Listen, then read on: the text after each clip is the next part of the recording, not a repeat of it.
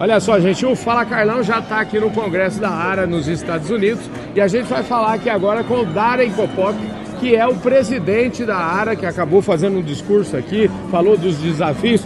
Darren, how are you, Darren? Thank you for inviting me to stay here with you. I'm glad you could come.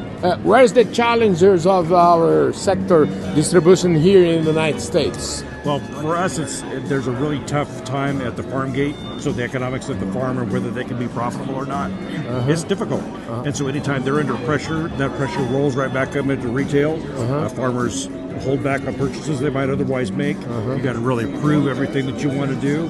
And so, and it even extends to creditworthiness.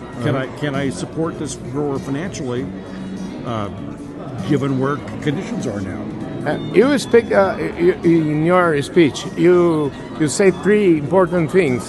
One about the biologic global alliance, and you sit our UNDAV to this fighting. Yes. Talk about this, please. So what we're trying to do is identify what are the obstacles that are keeping biological products from being used on a broader basis around the world. Are they the same in Brazil and Argentina as they are in the United States or Australia or somewhere else?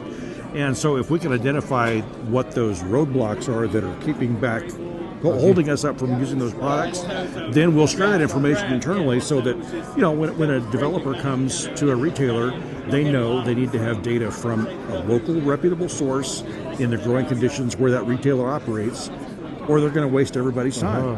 That's one of the obstacles, but there may be others.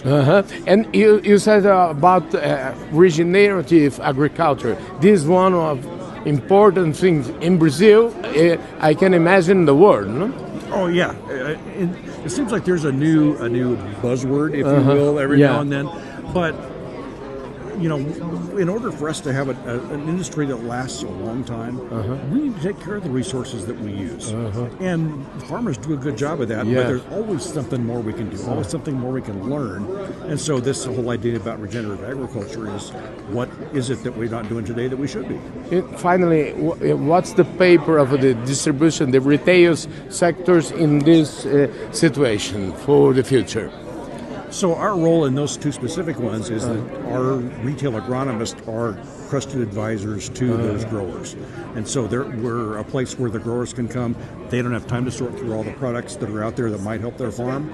And so the retailer can do that for them. They don't have time to determine, is this practice or is this set of practices might work and be more regenerative. The retailer's going to be able to help them figure that out. And it's the critical delivery mechanism for that information, for the products, for the services, maybe even for incentives to make all that happen.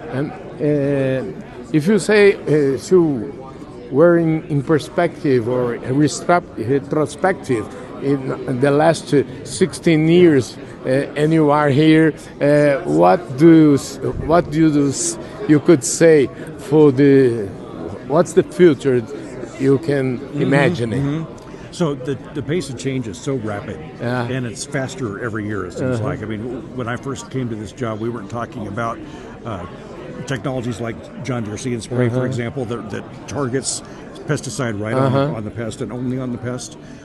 That's been a new development, but we're now on the cusp of deploying artificial intelligence, automation, some of those technologies, and people have experimented with them already. We've just scratched the surface about what we might be able to do with them. And where is the money for the distribution? You said seed treatments and pesticides. What kind of in products the chain will be more profitable for the people? So our retailers usually are trying to diversify or differentiate themselves from their competition. And so if they can offer something that the competition doesn't have, maybe that's a biological product, maybe it's something else, then that's going to be a higher margin opportunity for them rather than basic products that we've handled for years and years and years. Thank you very much. Congratulations for your speech. Congratulations for your team here. Tell me about your team here in ARA. So we're a very small staff team. We have 7 full-time people on the team. We bring in a few other consultants to make this Congress work. But we're smaller both in terms of the size of the team and our meeting than Andav is. Okay. In fact, I've told several people just our trade show, for example, we measure in square feet. We're about 24,000 square feet, something like that. Andav now can't even use square meters because that's not a big enough measure. Last time I talked to Paolo, he said, we have so many hectares at our trade show. Wow. Thank you very much. Say a message for Brazilian people. Hey, we look forward to seeing my friends in Brazil again, hopefully next year at the Andavi Congress. Okay. Thank you very much. Congratulations. Thank you. Bye-bye.